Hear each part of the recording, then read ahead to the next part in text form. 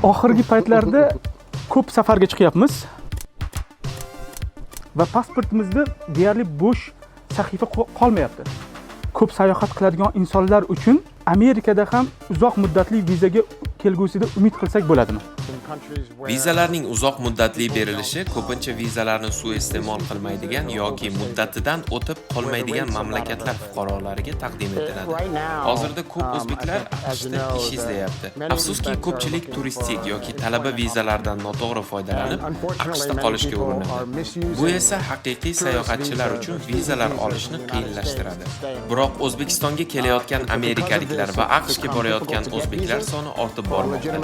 Kelajakda munosabatlarning mustahkamlanishi bilan imkoniyatlar yaratilganda uzun muddatli vizalarni taklif qilishni rejalashtiramiz. Legitimate travelers traveling to the United States than ever, more Americans coming to Uzbekistan than ever. Juda umid qilib qolamiz, ikki davlat orasidagi do'stona munosabat davomli bo'lsin.